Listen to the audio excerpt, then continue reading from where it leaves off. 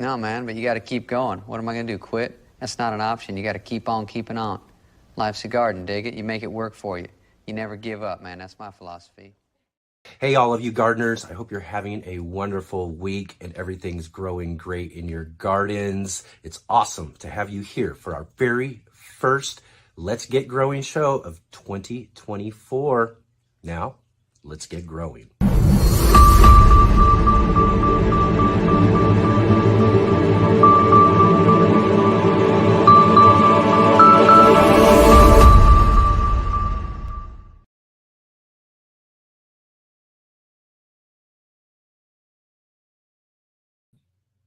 All right, everybody. Welcome to our very first gardening live cast here on the Urban Gardener channel of 2024.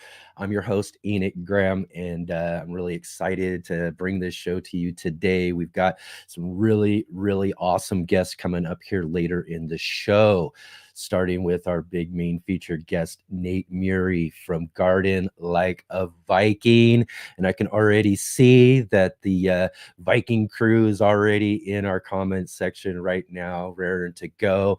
So stay tuned for Nate here just a little bit later in the show.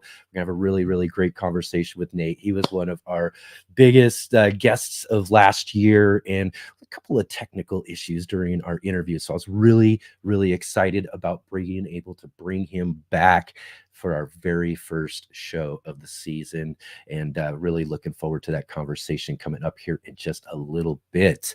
And also before that, we've got joining with us for our Are You Following Me segment, our good friend and sponsor, Charles Malky from IV Organic. So we'll have a little conversation with him to kick off our show for today. So really excited about that. And again, stay tuned for all of these really great guests and all of that as well too. So if you are here right now, be sure, hit that like button, hit the thumbs up, click the subscribe button if you haven't already, bell notifications, the whole deal, so that you can be notified of all of our gardening adventures here on the Urban Gardener channel. And be sure to share with your gardening friends. We've got a really great show here with really awesome guests each and every week on Saturdays and even now Sundays. We'll talk a little bit more about that here in a moment, but share with your friends. Let everybody know what we've got growing on here on the Urban Gardener channel. We're going to have great gardening conversations with some of the gardening community's just most awesomest gardeners. Like today, we've got Nate Murray. We've got other guests coming up here. Like in a couple of weeks, we'll have with us from the Gardening Channel with James Prigioni. James will be joining us. It'll actually be a pre-recorded interview we did just the other day. It was a really, really awesome conversation. So I'm looking forward to bringing that to you too. And then we've got other gardeners like Joe Lample, Linda Vader, Grow Fully with Jenna coming up. We've got so many more, plus some guests that you might have seen already this last season if you've watched and followed along with our show already. So again, we're going to have a really, really awesome and exciting gardening season and right here on our show. So I hope that you all come and join with us each and every week and come and check out and meet some of these other gardeners. There might be some gardeners you haven't met yet that'll be really awesome for you to check out and see what they've got growing on as well, because we are one of the greatest communities on social media. I mean, YouTube, it doesn't matter. YouTube, Instagram, Facebook, TikTok, it doesn't matter where you are. If you're participating in the gardening community, you're a part of one of the greatest communities there is on social media. And we have so many great things growing on here in our channel, and we love to be able to bring to you and introduce to you all some of these just really, really awesome gardeners and growers that are out there. So again, follow along with our show each and every week to find out about all of these great gardeners as we keep growing along this year. Now, also at the top of the show, I do want to make sure I'm giving a big, huge shout out to all of you who are watching on the replay. Don't want to forget about all of you. So right at the top of the show, I want to welcome all of you to our program, and I hope that you really enjoy it too. If you do have any questions, comments, or anything like that, suggestions or anything, get down in the comment section below. Let me know all about it. And again, too, if you are here with us live, though, jump into that chat box and let us know what you've got growing on this year. And if you do have any questions or comments or anything for our guests, for me, or anything like that, do be sure to get into the comment section there and ask your questions. And I'll keep an eye out for those so that we can feature them right here on the show and ask our guests, especially too, when we get them on here in just a little bit. So right on, right on. How awesome is this? It's our very first show of 2024. I'm really, really excited. We had such an amazing year last year in 2024, or 2023, mind you. Sorry.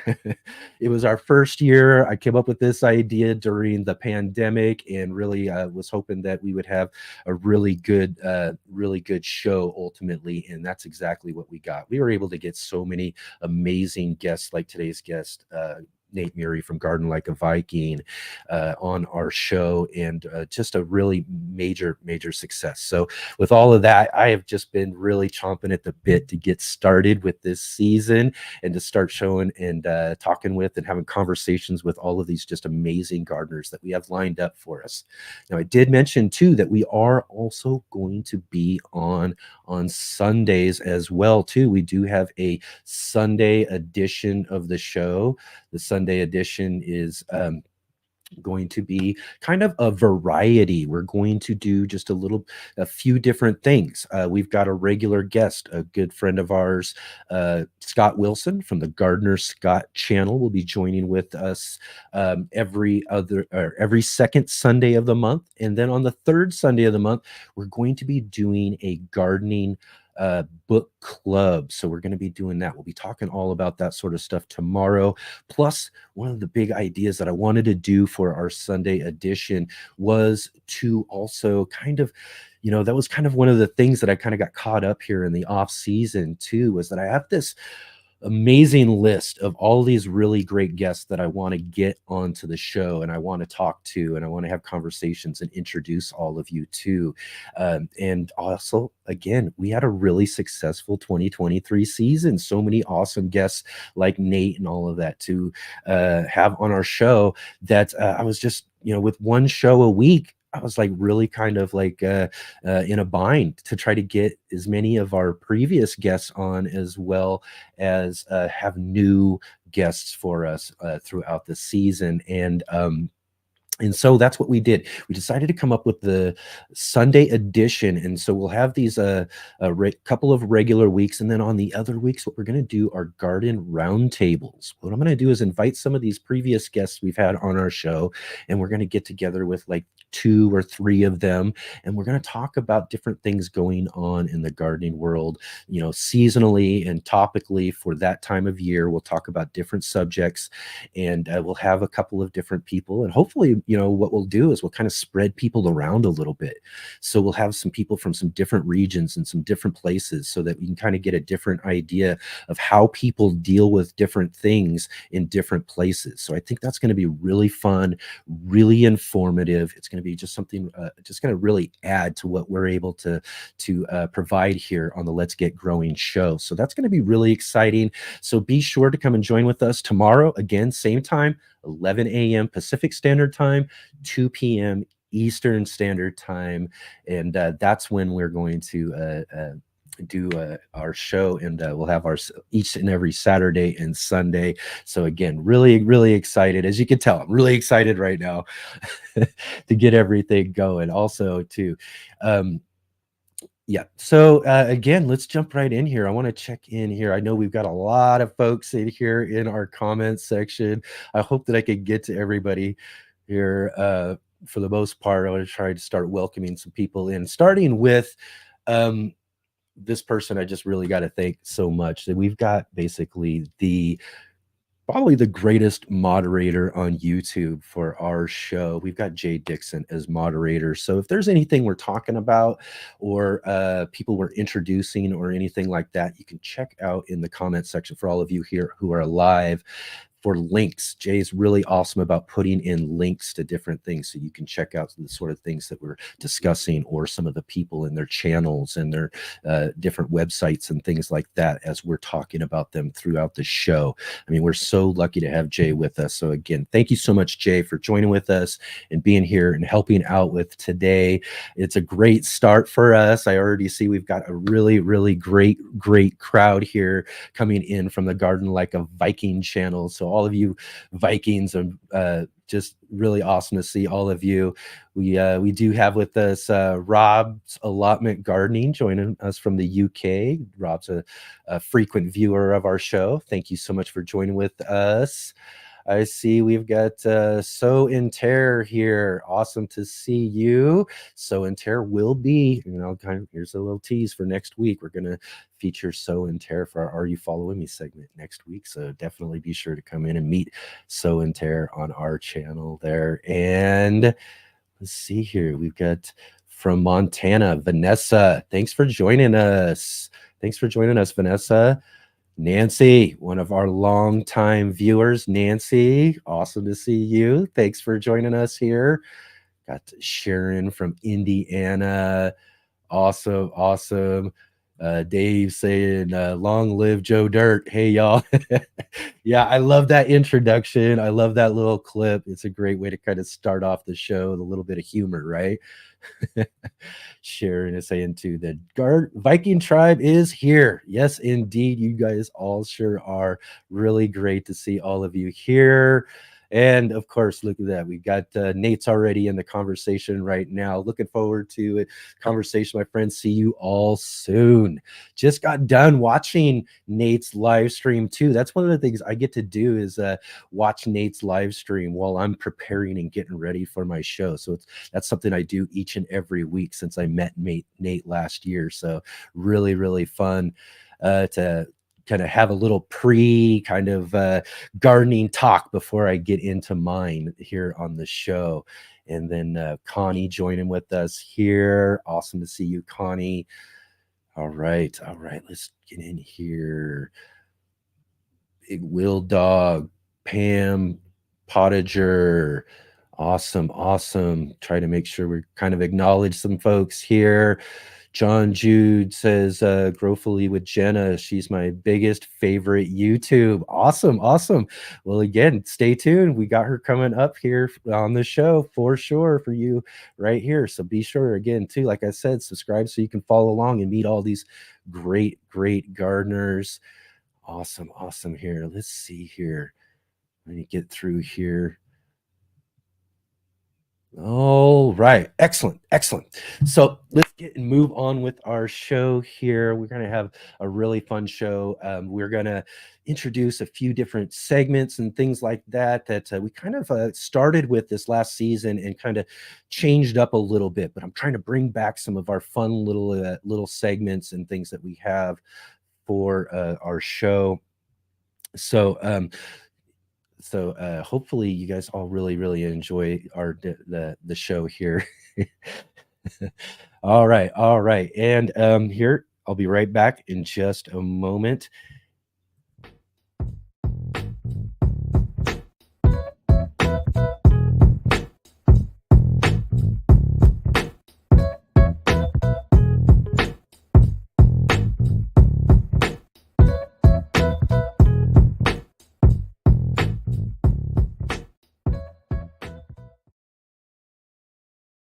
Let's Get Growing is sponsored by IV Organic. Hi, my name is Charles Malky, biologist and plant expert with IV Organics, where we grow cool plants and author Saving the World with the Home Garden. IV Organic 3-in-1 Plant Guard has 7 natural oils that protect your plants, not just from the summer heat as well as winter cold, but also protects your plants from damaging insects and rodents. The oils in the product include castor, cinnamon, clove, garlic, peppermint, rosemary, and spearmint. These oils are natural insect and rodent repellent oils, which are encapsulated by the base powder, offering your plants months of protection at a time. 1 application per year will suffice for protection against damaging summer sunburn and winter sun scald, but if the target is pests, application as much as 2 to 3 times a year may be necessary.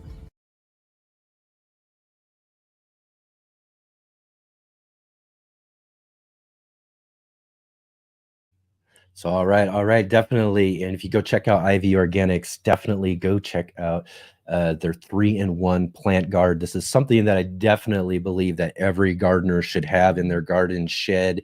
It's a great organic tree paint, and it protects against, like the winter frost, the summer sun scald, and tons of pests and things that can really, really wreak havoc on some of your plants and trees in your garden. So definitely go check that out and use promo code GROW10 to get a discount on that 3-in-1 plant guard. So definitely go check that out. We're really excited to have Ivy Organics back as a sponsor for our show again this year. So as I was just mentioning before we took our break there, that we do have some new segments and everything here, and one of them is going to be this really fun new way to test all of your guys' garden trivia. We're going to try to keep it a little easy sometimes for everybody, just so we could have a little bit of fun with it and all. But what we have with us for our show is Sarah Hood from sarahseedshop.com, who's going to join with us each week to bring us a really fun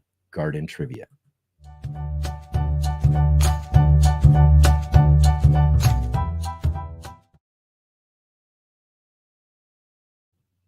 All right, Sarah. Really, really awesome to have you here with us for this new garden trivia segment that we're going to introduce today for everybody.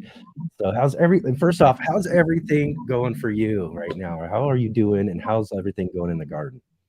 Well, it's going great so far. It's early spring here where I live, and so I've got a few cool weather crops just starting to come up in the garden. I've got some spinach and some beets, some radishes and some lettuce, and so they're just little tiny sprouts right now, and real excited to have them coming up and getting started with my garden again this year. So. Awesome. Yeah. Again, too, it's just one of those really exciting times of year, right? Here we are. We're just thinking about and anticipating all of the sort of things that we can get growing, especially for those of us who live in climates where we're kind of waiting winter out just a little bit. So when we get those seeds started and we start seeing them sprout and germinate and everything, that excitement just really, really starts to escalate, right? Just so much fun, sure. with them going. Yep. Awesome. Good time for seeds.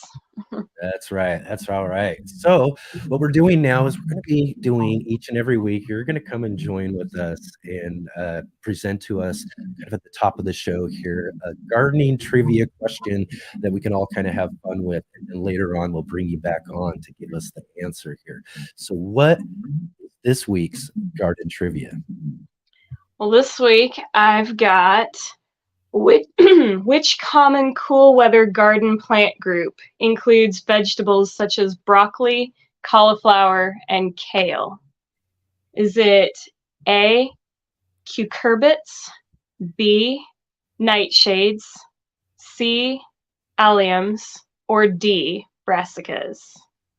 Now, if you all think you know the answer, go ahead and drop it in the comments and stick around for the answer later on in the show. Yes, indeed. Got a really great, fun little trivia question there for us all to get started with here.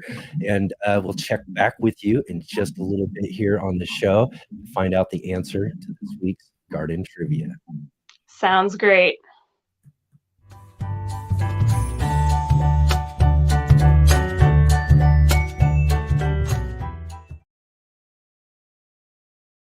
All right. Really fun. I hope that you all have some fun with that garden trivia question there. And definitely jump into the comment section there. Have a throw in some of your answers there. And again, like I said, we'll check back here in just a little bit to with Sarah there to get the answer to our question. We're gonna make them a little bit easy here. Maybe we'll really kind of get you guys here a little bit later on in the season with some really hard ones here too. So so hopefully you guys enjoy that segment there. And what we're gonna do now is I want to jump back in and check with everybody here and see who we got. I see some people already jumping in with some answers to our question here. All right. Even some of their own. Awesome. All right. Got Wickershire Farm joining with us here. Muddy Paws, 208 Roots. Thank you for joining with us here. Awesome to see you. Teresa Durr, awesome. The Wickershire Project, awesome. Good to see you again here on our show. Great to see you. Awesome. So, all right. So one of the things I was saying too is we're going to be trying to switch back up. And one of the things we did this last season when I first started the show is we had a couple of different segments.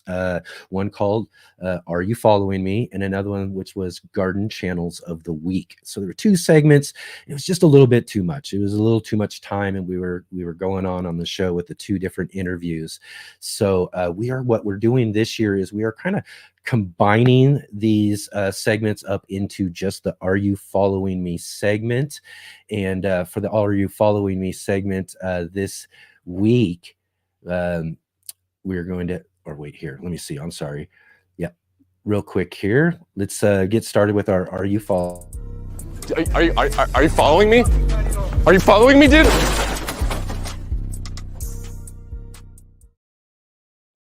So, all right. For this week's Are You Following Me? We've got with us our good friend and sponsor of the show, IV Organic, Charles Malky. Charles, thank you for joining with us here. It's great to have you. Thanks, Enoch. It's always a pleasure. All right, right on. Awesome, man. I see you're outside and everything. Sun shining right down there in Southern California. Awesome. So I just taught a class kind of as we first met many years ago now, here at a new place. My first time here at the Orange Homegrown property. It's a community garden, and they offer educational courses here weekly. And I'm in the city of Orange in Orange County, California, just next to Chapman University in Old Town Orange. And again, like I said, we just had a class. We just concluded about a half an hour ago, and figured I'd do a quick plug for them and for those of you in the Orange County area to come down and participate and get connected to the community and other people very enthusiastic about growing their own food. Awesome.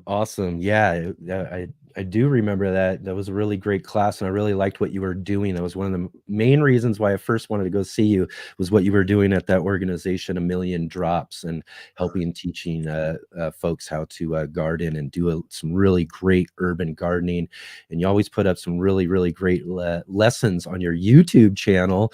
And that's one of the things I also want to remind everybody is that IV Organics, not just this really awesome company with, I think, this really great, awesome product, the 3-in-1 plant guard, but they also have a YouTube channel and teach many great lessons, and really another place to get introduced to all sorts of really great people doing awesome things in the garden industry. So great again to have you here with us, Charles. So tell me just a little bit more about some of the things that you've got growing on here at IV Organic this year. So IV Organic started off as a company specializing in a gardening concept that most people take for granted, known as whitewashing. And whitewashing, just as you would do in construction to lighten your bricks or lighten your flooring, so simply lightening it. And when it comes to gardening, adds tremendous value to your plants. IV Organic came out with this product over here called the IV Organics 3-in-1 plant guard. This was our first product that we brought to market about 9 years ago now. And with it, we have been whitewashing organically trees, starting with citrus and avocados, which seem to be the most sensitive and prone to sunburn damage. But then it continued to virtually all plants, including your apples and your peaches and your plums, but also your tomatoes and your peppers and your squash and your roses, any of your ornamentals. Virtually all plants can benefit from whitewashing. And again, it started off as just whitewashing your tree trunks to protect those trees that you plant in spring. And the gardening concept that most commercial orchards will say is the day you plant your tree is the day you whitewash your tree, because those plants that were once in the garden center and they're protecting one another's tree trunks by being so clustered and clumped together. Once they go to your home garden, they're now, or in the orchard of the commercially, they're now standing alone, and they're exposed to, as I'm here today, and it's finally warm down here in Southern California. For those of you that are down here and dealing with these nonstop rains this year so far. But here I am baking in the sun. And again, still the temperature is nice and cool. But within the next upcoming month or two, those tree trunks are going to be exposed to 14 long, hot hours of sun. And now, in addition to offering them proper fertilizer and mulching and pruning and doing all the right stuff, your plant will still exhibit stress because they're burning. And plants, just like people, can suffer first, second, and third degree burns. And I've demonstrated on the Ivory Organics YouTube channel showing what plant burn looks like. And by whitewashing your plants, now your plants can breathe a sigh of relief when you whitewash those tree trunks, or even use it as a total plant diluted foliar spray. You can lighten, curb the weather extremes, offer also insect and rodent repellent protection. And now your plants will thrive. They'll bloom more, they'll fruit more, they'll perform a lot better being whitewashed. And again, this is a gardening concept that has been introduced thousands of years ago. And most traditional methods would be either using limestone or clay and just brushing it on the tree or spraying it on the plant. But Ivory Organics has come up with a way that is about as long lasting as using paint, but without the toxicity of putting a latex or tar-based product that is also non-breathable and blocks the pores and can actually, I mean, most of those products are also have algicides and fungicides that damage plant health too, yet they still use it. So Ivory Organics has come up again with an all organic, OMRI certified for commercial organic orchards and backyard growers that want to grow the healthiest plants. Awesome. Yes, that's really great. And again, one of those things I tell everybody each and every week, the plant guard is really something. I think that's one of the great things about your product. I really believe that this is one of those essential products that you have, that every gardener everywhere should have at least a can of this in their garden shed at the ready. And tell me a little bit more though too about the product. How does it work? I mean, I see you got a little can there. You also you have a little spray bottles as well. Talk a little bit about how you kind of put that together, how that works.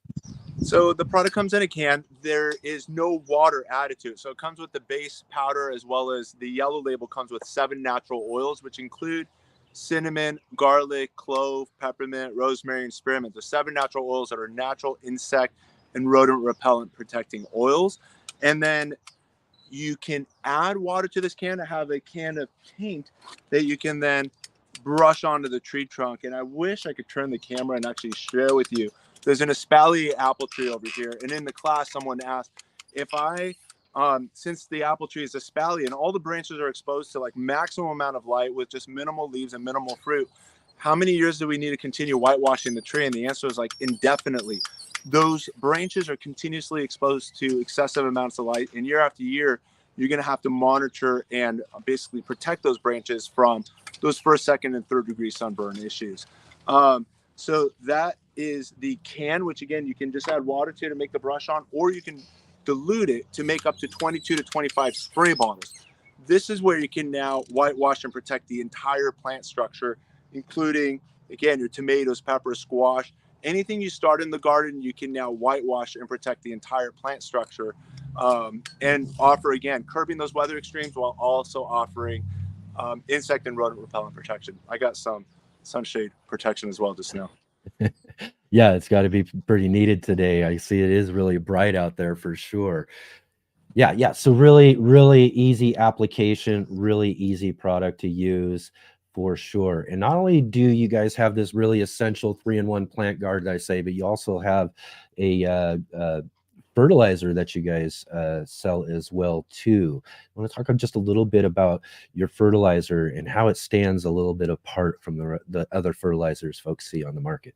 So we just had dozens of people in this last class over here at Orange Homegrown, and we were discussing, and this is, again, the reason we jumped in also the fertilizer business and offer a product that's superior to about 95% of the other products that are out there.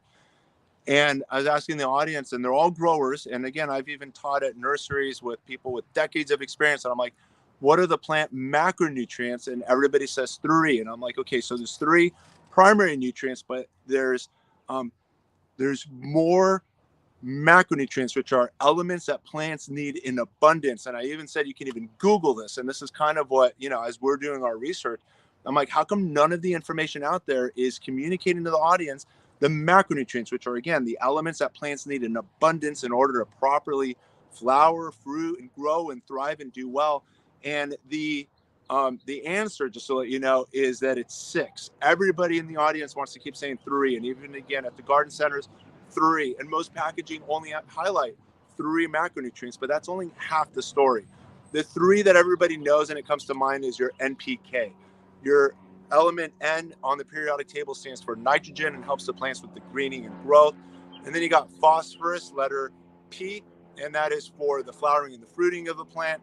And then element K also helps with the root development, disease resistance. There's some overlap between the P and the K also in regards to function.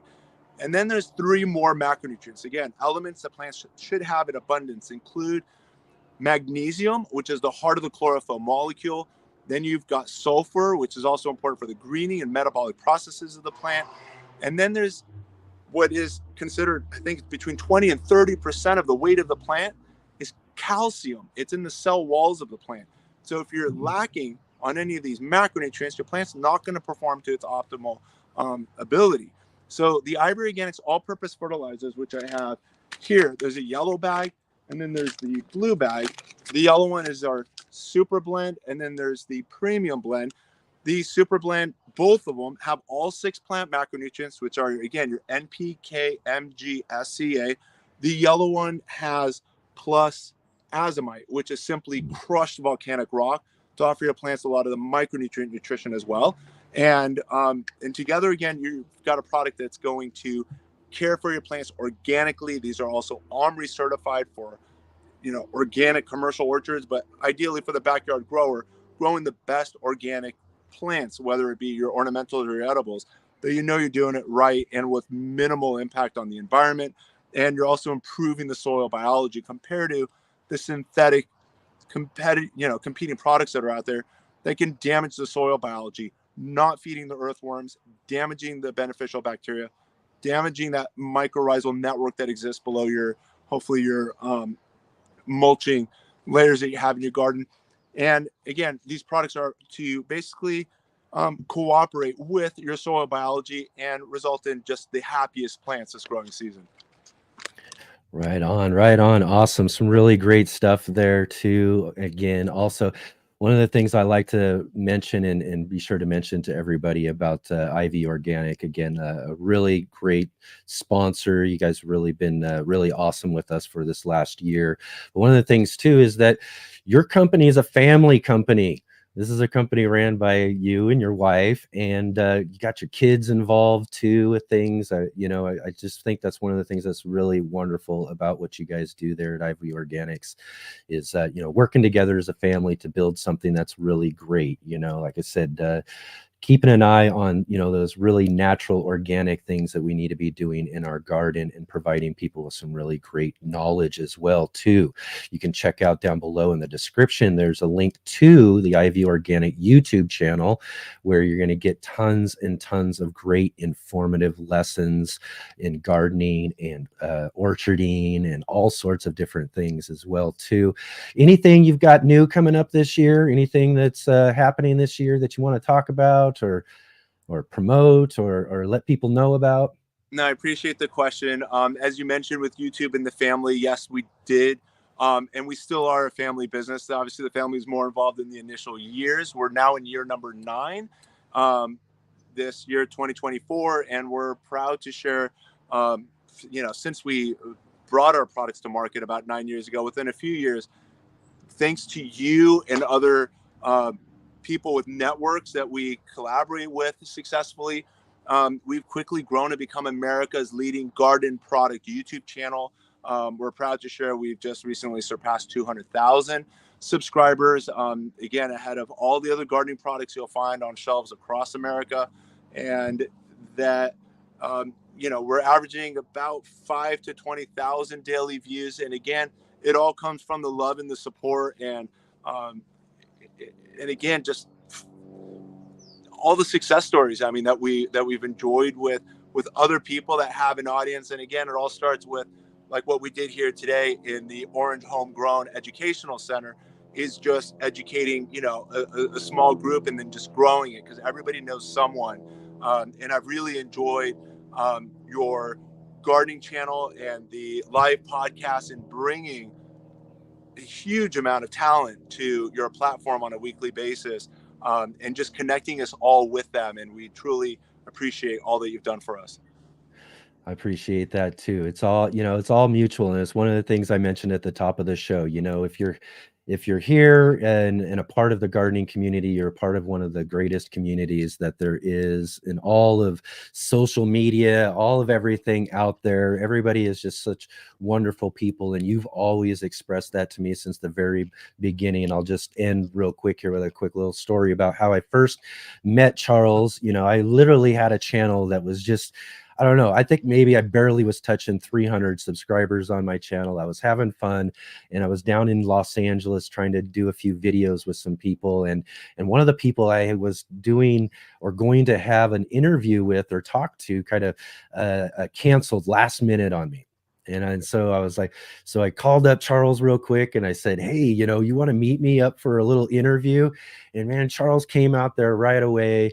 You did such an awesome job. You treated me like I was, a channel with 1 million subscribers, and that's just kind of, one of the main reasons why I think it's just really, awesome to be able to continue this collaboration with you is that, you run a really great company. You're a really great person. And, all of the people I know that I've met, and I've met tons of people who, have, worked with you and all of that, who say exactly the same thing. And I'm just really, really glad to have you all back again for this growing season as our sponsor for the show. And I thank you again for all of your support. Thank you, Enoch. And I've really enjoyed watching your growing successes from day to day and year to year, and hoping we can continue alongside for many more decades to come. Awesome. That's really, really great. And again, too, go check out Ivy Organics in the link down below, and go check out their YouTube channel as well. And we'll be checking with Charles later on in the year. To share your promo code also with your audience. Absolutely. We already did. We hit that up already. I just don't see it. Awesome, Charles. Wonderful. Thanks again for joining with us today. Really awesome to have you. Thank you, Enoch. Take care, all, and happy gardening.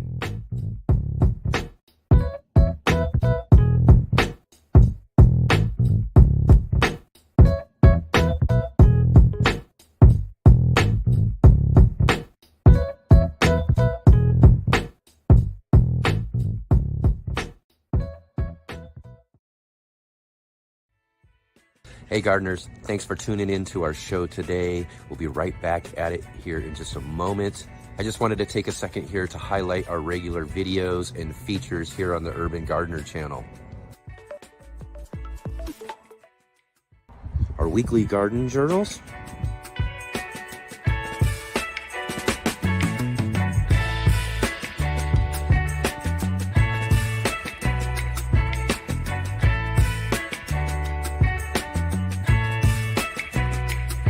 and our incredible featured visits.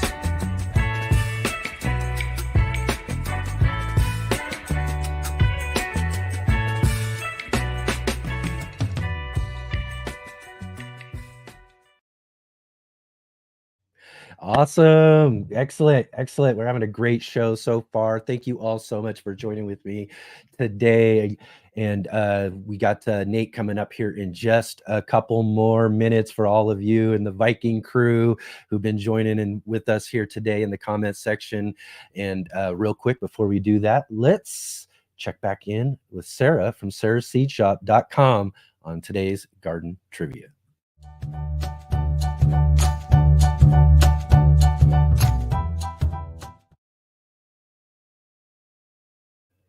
All right, Sarah, here we are. How's it going? Going great. Enjoying the show so far. All right. So when we left you last, you left us with the question, which common cool weather garden plant group includes vegetables such as broccoli, cauliflower, and kale? And everybody had the choice of A, curcubits, B, nightshades, C, alliums, D, brassicas. So what is the answer to this week's garden trivia? Well, I was looking in the comments, and it looks like just about everyone got the right answer. The answer we're is trying to keep it easy, right? Yep. Good to go easy for the first show. That's right. So yeah, brassicas, as we mentioned, broccoli, cauliflower, kale are some of the common ones. Some other vegetables in the brassica family are turnips, collard greens, radishes. There's a whole bunch of different ones. Yeah. Right now is actually a great time to plant these cool weather vegetables in a lot of regions. So if you all want to get some great brassica seeds, head on over to Sarah's Seed Shop. We've got a lot of different varieties of brassicas and lots of other seeds as well. So head on over and check us out. We might be having some audio issues. So, all right. Awesome, though. Excellent, Sarah. Thank you so much for joining with us. And catch Sarah each and every week here for our garden trivia segment. And be sure to check out sarahseedshop.com, where she offers you some really awesome seeds. And again, we like supporting nice family businesses, small businesses, and all that sort of stuff here on the Let's Get Growing channel. Sarah offers, really, I'm telling you, you're not going to be disappointed at all. 75 cents for a seed packet, and you're going to get tons of seeds. I mean, 3-4 times the amount of seeds, maybe even more than what you're going to get in a regular seed packet. She stocks up all of those essential seeds that you want in your garden, all of those organic, non-GMO seeds. So again, thank you so much, Sarah, for joining us for the garden trivia this week, and we'll see you next week. All right. Thanks for having me.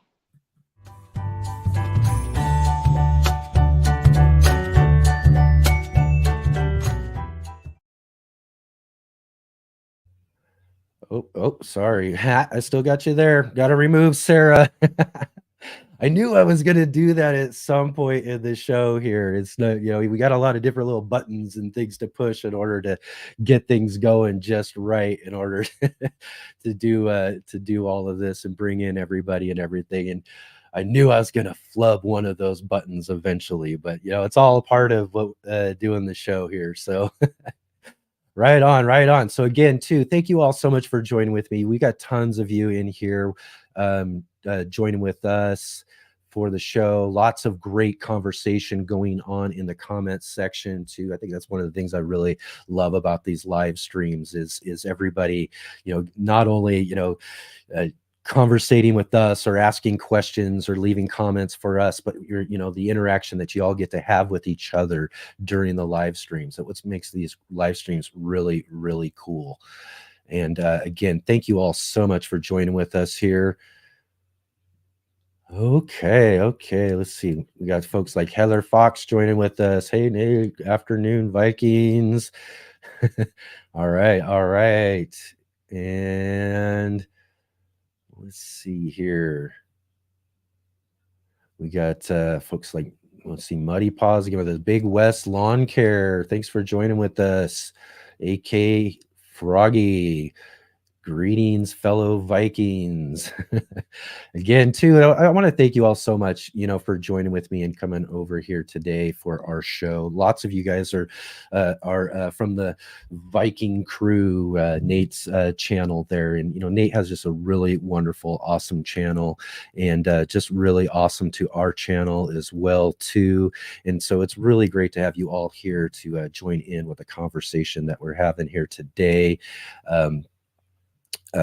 Nate's episode last year, we kind of ran into a little bit of an audio issue when it came down to it, but it was still a really fun conversation. It was really, really informative. Nate really knows a lot of really great things about gardening. I mean, like I mentioned earlier, I spend my morning as I'm preparing for the show, listening to Nate's Saturday morning live stream as I'm getting everything ready for everybody here. So So I get to enjoy Nate every single week before I get started with the show. So it's really great to be able to have him back here on the show. So without further ado, let's get started with our featured guest segment.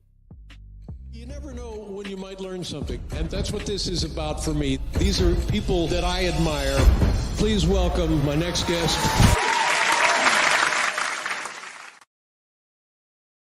That did not go like I was hoping it would. Again, first show jitters anyways. Anyways, let's welcome our featured guest from Garden Like a Viking, Nate Murray. Awesome, Nate. Awesome. Yes. How are you doing? Okay, my friends. Hello. Good to see everybody. Whoa. Not hearing me. You got mute on or something. Oh, no. Uh-oh. Here we go. Uh-oh. Again, audio issues. Okay. Happening? I'm hearing myself. I can kind of hear you there. Uh-oh. Okay, let's see. How about now? Everybody says they can hear you. It must be my end or something. Let me see what I got going on. How about now? Oh, my. Yeah, well, my tribe knows all about the sound checks, and they know that the sound on live streams is tough, guys. It's tough, so you just got to bear with us. But okay, it says loud and clear. Oh, my mom's in the chat. Hi, Mom. It says, okay, everyone says I can hear both well. I hear loud and clear. Yep, sounds like loud and clear. Must be the feed coming through for me, but I can hear you a little bit here now. Okay. As long as I can hear you and everybody else is hearing us fine, I think we'll be all right. Yes. All right. So, guys, what's going on? How is the channel? How is the season is just coming? It sounds like you can't hear me, but hey, it's okay. Here we go. All right. Everyone says, okay. Freebird says, look, she says, Nate, hi, Nate's mom. You did such a great job raising an awesome man. Thank you, Freebird. I know my mom likes to hear that. Right on. Mom's in the crowd. That's awesome. That's right. Yeah. That's what I love about this community, guys, is that everyone is so supportive. The Viking tribe is so supportive, but also when I'm like, hey, guys, there's someone in the gardening community that's doing something that is not done. No one else is doing this kind of thing. Let's show him our support. And immediately, a bunch of people come over, and this is amazing. Yeah, it's just fantastic. That's why I like the gardening community is some of the best on YouTube for sure. I mean, yeah, the lowest amount of and I just kind of repeated just a little bit ago is that if you're in the gardening community and if you're part of this show or part of your show, you're part of one of the just greatest communities on social media.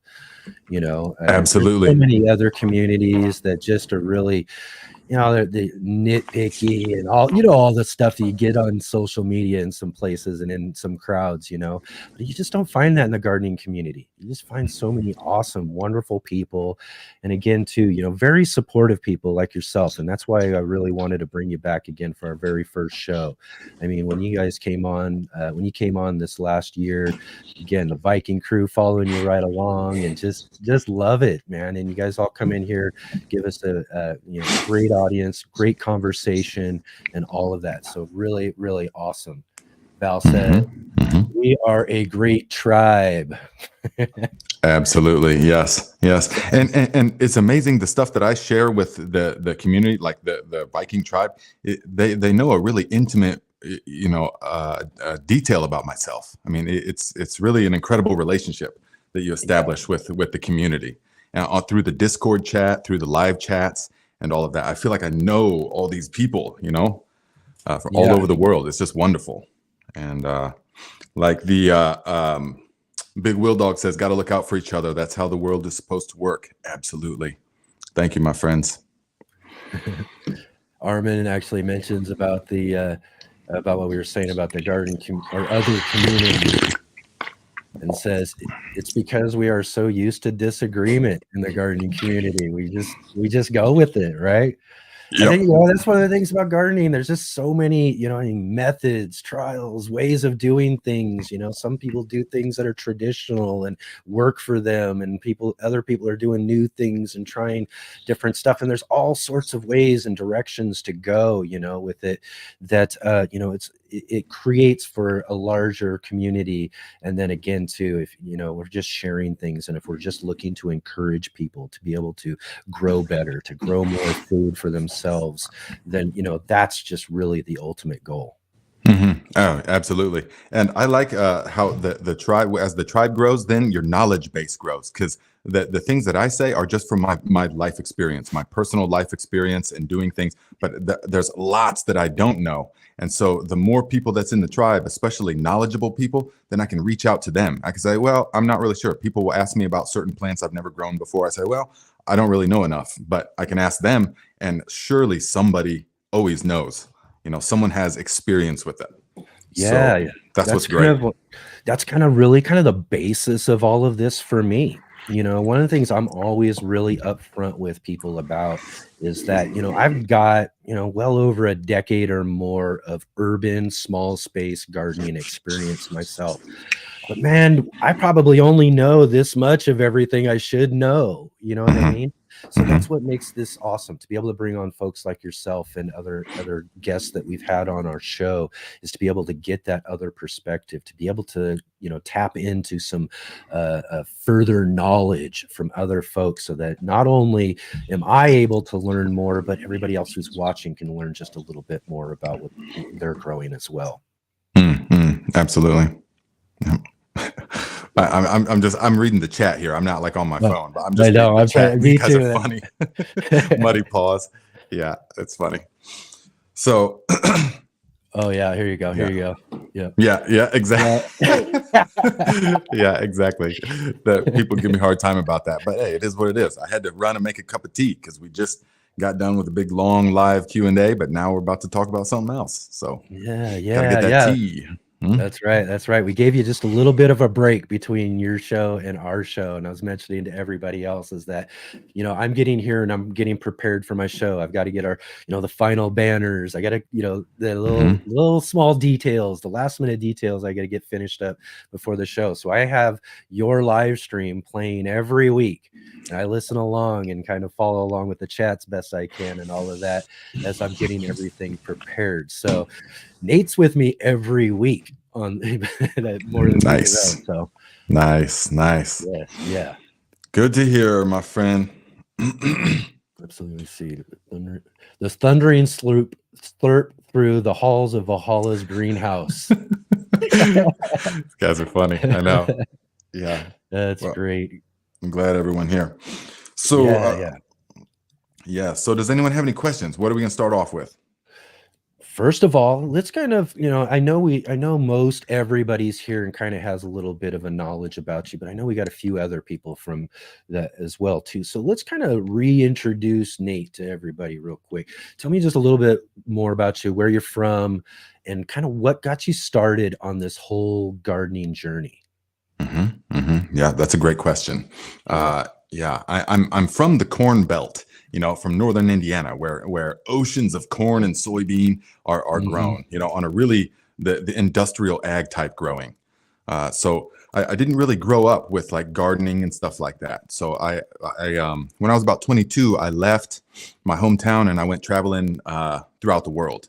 You know, I spent a lot of time in India and Thailand, Sri Lanka, Cambodia, and Nepal, all these places for a long time. And I saw all these different ways of doing things, all the different ways of growing things from people that their lives depend on it. It's very different in India, in the villages, and in Thailand, in the back villages and things.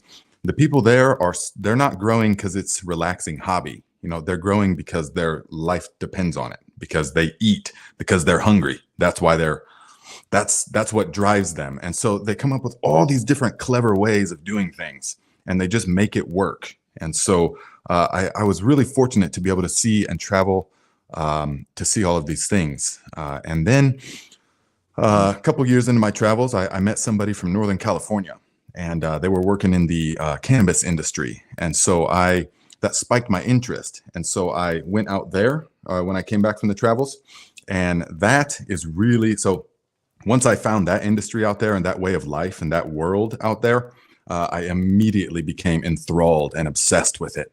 And so I would travel for some time in the off season, but then I would come back for about 6 to 8 months and work in Northern California. And that's when I really got to experiment and got to learn and got to pick people's brains and got to try the latest techniques and all this kind of stuff. It was such a nurturing environment for that kind of thing.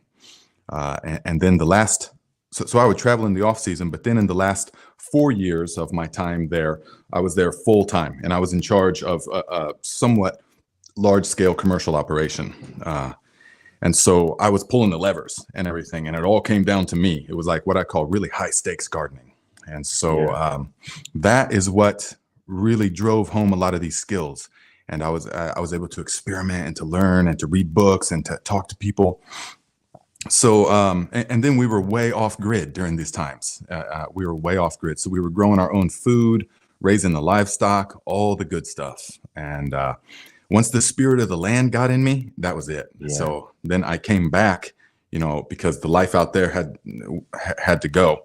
And I came back to my hometown, and then boom, all these skills now and all these different ways of doing things and all this knowledge that I had acquired, I was just compelled to start a YouTube channel. It was like, man, you need to share this with the people. Right. So that's what happened. Now here we are.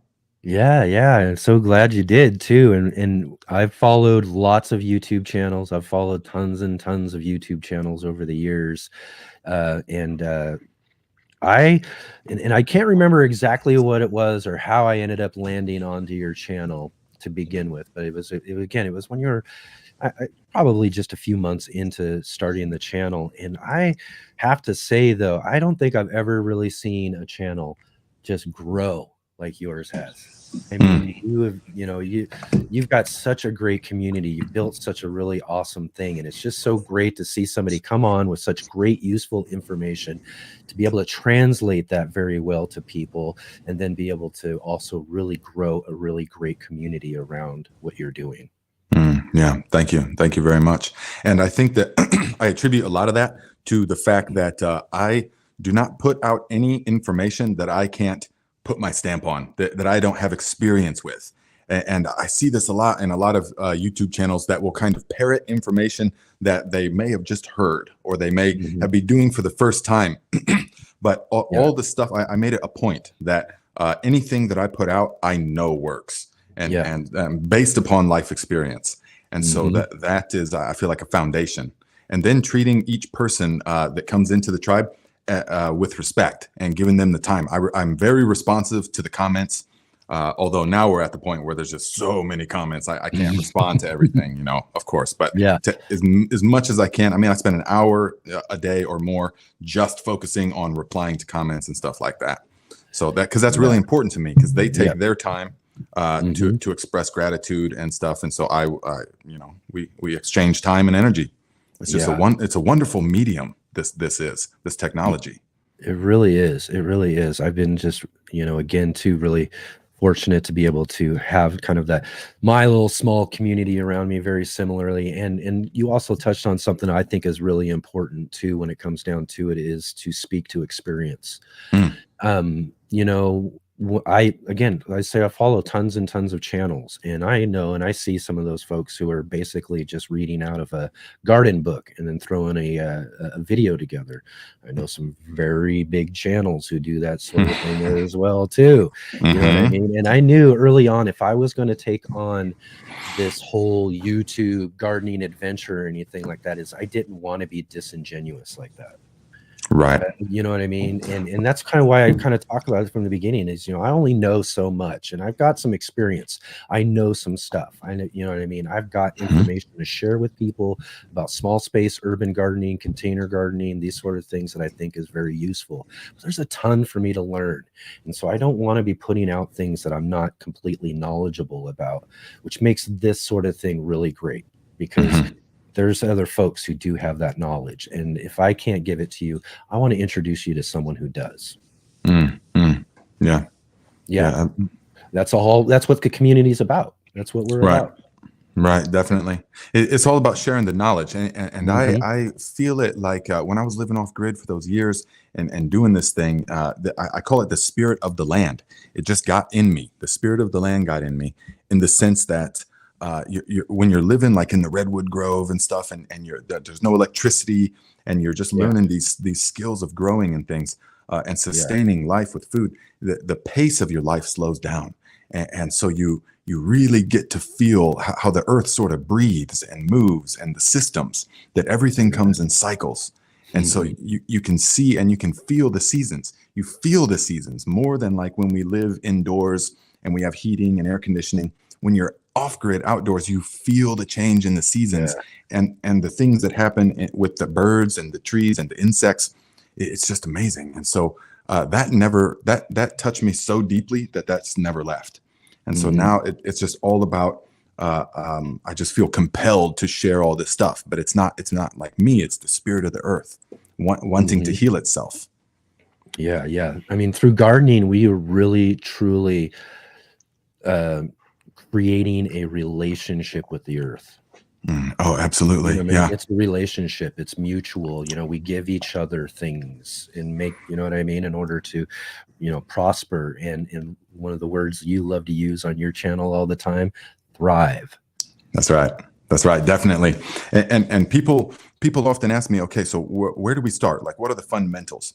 And there a lot of people will be like, okay, well, you want this soil, and you want to get your soil test, and they'll go into the functionality of it. But my whole philosophy, I want to take a step back, and you have to get the philosophy right. You have to get your Mhm. mind right, the way that you're viewing the cycles of nature. Yeah. That's first and foremost. When you can understand things like the fact that on this life support system that we have, this earth, that life is in direct proportion to the amount of death and decay that has happened in a Yep. place. And so Mhm. life comes from the death. Yeah. It is a cycle. And so we have to see these kind of things, and then we work with these systems instead of viewing ourselves as being separate from all of this. Mhm. And so that's Yeah. how far back it has to go.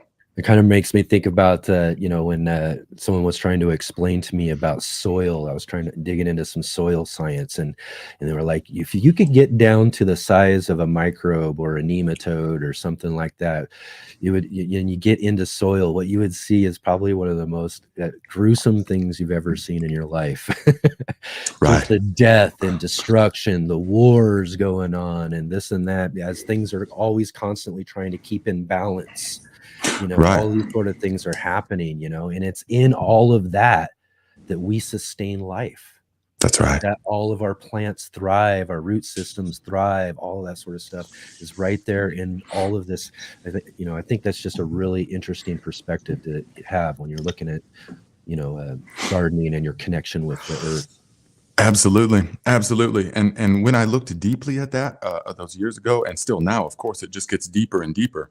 But when I look at that system, what I once felt was like a war for survival, like a war is going on, battles, microorganisms, and nature is battling.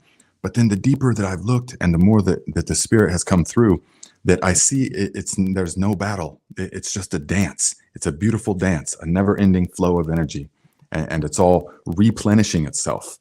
I mean, the earth Yeah. itself as the living organism. Mhm. So it still takes my breath away when I look deeply at nature like this. Yeah, yeah, definitely. And one of the things that you mentioned too, and you talk about in your videos and your live streams and things like that, that maybe you can kind of, kind of talk a little bit more, kind of get into a little bit here with us today is you talk about mimicking nature. Hmm. Hmm. Yeah. Yeah. Oh, absolutely. Yeah. We definitely, I talk about that a lot. But the foundation is that, like what we said, you have to look at the cycles, and then we have to mimic nature. And so we can see that nature doesn't separate the processes like the human mind does. The human mind wants to separate and dissect all these processes. Okay, you add in P and K, and you add in during the growth. P and K have to be for afterwards, and then there's timing, and you can induce fruiting and flowering and all this stuff. Nature never separates these cycles. These processes are all one. And so nature provides a balanced fertilizer all the time. so that everything that the plant wants is there when it wants it. And that's the key. And so the key is understanding that you as the gardener don't grow anything. It's a misconception. We say, well, I'm growing these plants, or I'm going to make the plants flower or something. But that's not true at all. The truth is that all you can do is to ensure that all the conditions necessary are there in the right quantity so that the plant can grow itself. That's what happens. The plant grows itself. And so you provide all of the conditions that are necessary. And so what does that mean by mimicking nature? Yeah. That means that we look and we see that nature doesn't crop rotate. Nature doesn't separate N, P, and K, bloom cycle from growth cycle. Nature doesn't till the land. Nature mines nutrients from the ground. The roots, the plants mine the nutrients from the ground, store them in their leaves and their fruits for some time, and then they fall to the earth and they decompose. And then year after year, season after season, those plants custom tailor the nutrients for that exact plant because it doesn't go anywhere. Some of the fruits and seeds go places because of birds and animals and wind and all that, but most of the plants operate like this. And so the stuff is not, the organic matter is not tilled into the earth. It falls on top of the earth in the fall time. And so we mimic these cycles. So we use balanced fertilizers that have all the N, P, and K and Cal and Mag and all that stuff all within itself in balanced quantities. And we apply compost and organic matter at the end of the season to the top of the soil. And year after year like this, we just get a beautiful, beautiful result. Yeah. So that's what I mean by mimicking nature. Okay, here real quick. We're going to jump in and get to some questions I've been kind of highlighting here real quick. So we will get to some of those questions. I want to let everybody know real quick, just because it's kind of right on what we're talking about. Wickershire asks, is nature's typical NPK balance a 3-1-2 ratio each year in ideal situation? About that? Well, I mean, that's debatable. You know, nature's typical NPK balance. And so in NPK, the whole entire concept of NPK has been bred into us from the chemical fertilizer companies, because that you have to know what NP and K is when you're using chemical fertilizers. But nature, there's a difference between what is testable and what is plant available. And so the regardless of how many, no matter how much, and my viewers already know this, but no matter how much organic matter or compost or leaf mold or manure that you put into the soil, not one drop of it goes directly to the plant until it has passed through the soil food web.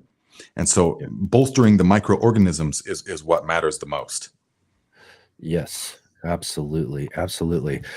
And one other thing too, you know, this is something that maybe I've kind of looked in just a little bit, but I don't necessarily have that much great knowledge with. And I would love if you could just kind of expound on one of the methods that you talk about a lot on your videos and your live streams is JDOM.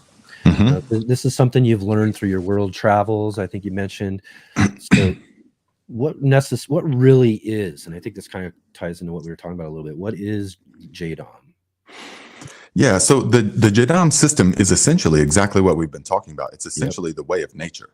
And so I don't subscribe to any particular system, not JDOM, not Korean natural farming, not regenerative. It's all those systems combined. It's the way of the earth. And so the JDOM really is designed by Young Sung Chao in Korea. It's a system that people can have. And it's designed specifically for like market gardening, intensive market gardening. You know, that kind of thing. And so it's essentially utilizing crop residues, utilizing, you know, strawberries to make the fertilizer for strawberries. It's utilizing the same philosophies. That's exactly what we're talking about. So in the JDOM, what really sets it apart, though, is that everything is made by hand, pretty much. That you most of the stuff is free, you know, which is great, and it's made by ourselves. And so, yeah, it's mimicking nature. I mean, it's a wonderful system. Yes, awesome, excellent, thank you. Let's see here. Let's check back. We've got. Yeah, my people are definitely used to the questions getting answered all the time. I love their questions. I just answer. I love them. P. Hendricks asked, should we be saving their seed? Oh, I thought you were saying saving seeds, but I guess, yeah, we should be saving seeds, right? Absolutely. Yeah. Yeah. We should be saving seeds. Remember, though, guys, peppers are the things that will cross pollinate. You will end up with different peppers. It will be a dismay trying to save if you grow different kinds of peppers. They're the number ones. But definitely, we want to be saving seeds. Yeah, definitely. Peppers are the ones, and that's why those pepper people in the pepper community have so much fun, is they can play around with those plants and create all these fun new little pods and heat levels and all that sort of stuff. So you got to be careful if you're saving seeds of those types of things, some of your squash and those sort of things as well too, that are going to be really easily kind of cross-pollinated. You want to kind of be a little more aware of, but there's tons of different things that you can save seeds from, or in some senses, not even just save seeds. One of the things I do, Nate, is I just let them go to seed, throw it out, and then I see what comes up the next year. I get tons of lettuce doing that. I've got tomatoes that volunteer for me every year. I get tons of stuff, Oh yeah, definitely. And you're in Oregon, right? Southern Oregon, yeah. Southern Oregon, yeah, and that's So a I'm really just about nice 20 minutes from the California border there. Oh wow, okay, not far. I was in Southern Humboldt, is where I was growing for a long time. Yeah, we weren't too far from each other. Yeah, so it's a wonderful growing zone. In northern Indiana, we don't get a lot of volunteer plants. Let's see. We got another question. Was from OK Froggy. Big West says the Rodney Dangerfield shirt is boss. Thanks. That's a good way to put it. Let's see. Froggy asks, how about radishes? Here they either fail to bulb up or bolt and produce an incredible fibrous lump. We have 24-hour daylight in the summer. What am I doing wrong? Wow. Okay. I think you're in Alaska, right? Yes. Probably it's either gets too hot, you need to shade them out, or they're too nutrient rich. The soil's too nutrient rich. So that's generally it's when that happens with radishes, when they bolt, it's because the distance between the maximum high and the maximum low temperature is too great, and that's what sends them to bolt. Not necessarily just the heat. But it's that when the days are like 85 or 90 and the nights are 48 or something like that. If you get that in Alaska, that can definitely do it. So I would put some shade cloth over it. Definitely. That's some good advice too. Another thing too is we just mentioned seed saving. Radishes are kind of one of my favorites in this thing. I'll grow a bunch of different radishes, and I'll always leave. I think and again too, when you're seed saving, this is probably one of my other biggest pieces of advice: is always save seed from your best. Take from your best. So I leave my best looking radishes in my garden beds, and then I let those bolt and start to produce seed, because here's one of the other things: you can get a whole nother harvest of the seed pods. Now you get those young seed pods from radishes, and they are so delicious. Get a bunch of those, toss those into a salad. You are going to love it. I'm telling you. I've actually not eaten the seed pods like that. Yes. So absolutely, let them go and get them young, just like nice young peas. If you're eating them fresh off of the plant or anything like that, get them nice and young, nice and soft before the seeds get to form nice and hard, and then you harvest those. And then I get a big old harvest of those, and I collect those up, and then I leave some of those as well too. There you go. Big fat looking pods that are looking like they're going to be really healthy, and then I let those go. And then I get another harvest off of the radishes by saving my seeds that'll produce my radishes the next year. Yeah, that's how it's done. I'll tell you one real quick story though too as well. I love French breakfast radishes. Those are probably one of my favorite varieties. And I grew some one year, and I had this one that I set aside. It was one of my best ones. I let it there, and I wanted it to bolt, and it didn't. It wouldn't bolt. And we're talking about getting up into the 110s around here during the summertime. And this radish was just baking in the sun like it was no problem. And it was like it was going to the gym, Nate. I mean, literally, it was like it was out there when I wasn't watching pumping weights, because it was just getting ripped and just getting big. And by the next spring and summer is when it finally bolted and finally went to seed. It took well over a year for this thing to get to seed. And the radish was this big. I kid you not. It was this big and just super burly. fibrous. Oh, I'm sure. Yeah. Super fibrous. Yeah. You don't want to be eating that Don't be radish eating for that, sure. No, it'd be like fire in the mouth. It did finally produce some seeds for me and everything too. We grew those and grew great. And we did get great radishes from those seeds as well too. But I just thought that was, one of those funny kind of unique experiences we get to see in nature and in the garden too. Because sometimes, things don't do what necessarily you think they're going to do. Right, definitely. Yeah, and there was and that leads into like a question I saw somebody here, because I'm watching the chat as well. That somebody was like, yeah, so we're fine with plants crossing, and that maybe that will produce better plants for us. And with many things that can be true, definitely. Yeah. And like you were talking about, you want to save the seeds, and I've made videos about this as well. You want to save from the best of the best, because you want to pass on those genetics the best, and they will eventually adapt to your area. And so things like the cucurbits and stuff, someone said, I was told not to save cucurbit seeds. No, you can save all that stuff. I mean, I do, and I have for years. And the winter squash and stuff. Yes, my Tahitian melon squash have actually definitely crossed with a couple of the other butternut family squashes that I've had. But that just produces a plant that now we had 2 Tahitian melon squash plant vines. That was it, just 2. And we got like hundreds of pounds of melon squash from this thing. Wow, nice. And so it's just so adapted to this area, and the tomato. So I recommend that. But first and foremost is save the healthiest seed and let it go as far as possible. People want to save seed from things that they would harvest at the point when they would eat it, but that's not how nature does it. Nature does it. Again, we mimic nature. And so we see that always nature will let the fruit go super ripe until it falls to the ground. And then it when it falls to the ground, it has everything that it needs. The tomato, for example, when it falls to the ground, nature has supplied those seeds with everything that they need for the best possible start in life. And so, and it's the decomposing tomato. And so it's the same with all of the other plants as well. Yes, indeed. Dan Henry jumped in and asked there too on pollination. Does the squash cross pollination affect the taste? I think you kind of was touching on that there, huh? Yeah, a little bit, but not in a way. It's not like peppers. Peppers are the only thing that will just be bland and just nasty. They just won't have any flavor. But the squash and stuff, oh yeah, I mean, it can be a wonderful thing. So you can have things that are like regionally adapted to your area if you've grown them several years. Yeah, so cross-pollinating is not inherently a bad thing at all, unless you're like some genetic, expert or seed saver or something, unless you're selling the seeds. But other than that, no, most things can just let them cross-pollinate. Yep. Yeah. I mean, some natural ones are great, and even in the pepper world, folks who grow and cross and develop different crosses and peppers, they like to find some of those natural crosses.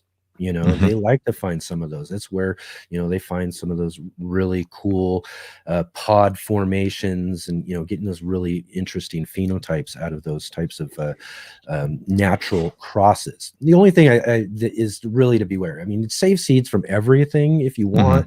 It's just there are some things that do just cross a lot easier, like peppers and those sort of things. And you just have to be aware that that's the possibility of what you're looking at, is some sort of cross when your plant fully grows and comes to fruit. Yep, that's right, definitely. But so many people want to get stuff. I get this a lot. Hey Nate, I got some of this and this from the store, from just like a conventional store, and I want to save seeds and plant it. And a lot of times that just doesn't work, guys, because most of the things that you buy at the store are hybrids, and they're designed. They're not been stabilized. They're not even open pollinated. They're just straight up hybrids, and they will revert back to some bizarre genetics. You won't get what you want. So unless it's heirloom or it's organic, even then it can still be a hybrid. You want to get heirloom seeds. We want to support the heirloom movement, definitely. Oh, for sure. Yeah, 100%. Heirlooms, and I think even Sarah was mentioning in there open pollinated, and that's the thing too. Open pollinated is kind of where we're looking to have, heirlooms are just open pollinated seeds that have been around maybe just a little bit longer, traditional family story behind them. You know, they Right. get passed down for generations and generations type of things. But definitely heirloom open pollinated seeds. Yeah, definitely. Well, because the open pollinated, they're on their way to being an heirloom, but they're only, I think it's they're 6 generations out to where they're mostly stabilized. There's only a certain percentage that will actually revert back. Yeah, But open heirloom is Yeah. right, and It's just heirloom has been, basically where stabilization's starting. yes, When you're yes. starting to look at open pollinated. Yeah. That's right. Yep. And then once it's fully stabilized and the seed will produce the exact same thing, it's considered heirloom. Then yes, Yeah. yes. Awesome. Val had a question about Yeah. Val had a question about the soil block, and I wanted to answer that because so many people Here we are. I got you right here. What is Okay. it? Don't care for repotting, but might be easier with soil blocks, but it's an extra step. Am I being lazy? Right. So guys, I'll being lazy. I actually don't repot much at all. I don't repot because you shouldn't be growing it up indoors that long. And so those tiny little, if it's the question of soil blocks, which I get a lot, those tiny little ones, I don't even mess with those, you know, because then you put those into the 2-inch block and then there's no need for all that. So I just start with the 2-inch block, and that's good for most things like your brassicas and stuff that's only going to spend 4 weeks or something inside. But you know, the solo cup or the bootstrap farmer trays, like I've been showing to people, that's going to be plenty for like tomatoes and peppers for the whole time. You know, I don't. If you're having to up pot, you started too early, in my experience. So no. Okay. And then Sharon asked, kind of coming back onto what we were talking there about crossing, I guess, is can you grow pumpkin and melon in the same place? Generally, you can. Yes, it's very rare and hard for a pumpkin and a melon, even though they're both in the same family. They're not like so you don't want to grow like a butternut squash and then Tahitian squash and then honey nut squash. You know, those are all like the butternut type, the real. But if something is just vaguely in the same family, cucurbits and stuff, then no, you'll be fine with that. You'll be fine.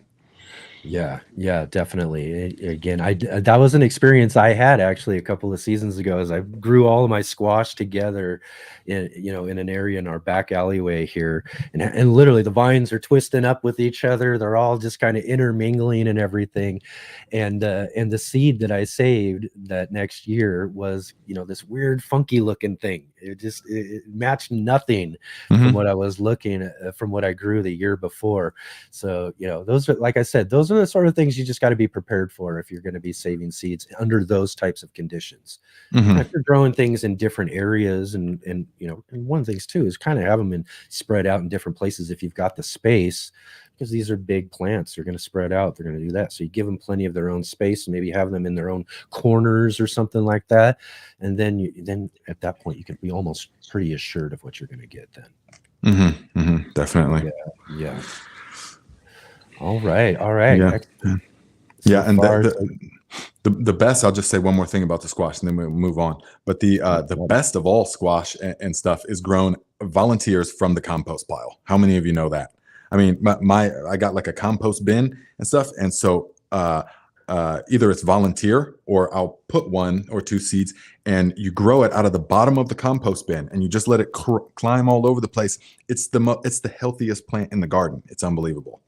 So I highly recommend that's a good use of space, and it will shade out the compost, the compost from the blazing hot sun. Right on. Yes. And let's see here. So did you have a question? Did you put a question up there? I couldn't tell. No, it was just a comment there. Trying to pop up comments as well as we can here. What's up, Creative Here we Soil? go. Wickershire was asking a little bit ago too. I'm growing melons in aged manure compost with biochar and homemade roasted crushed bone meal. Can I skip on perlite since I have biochar?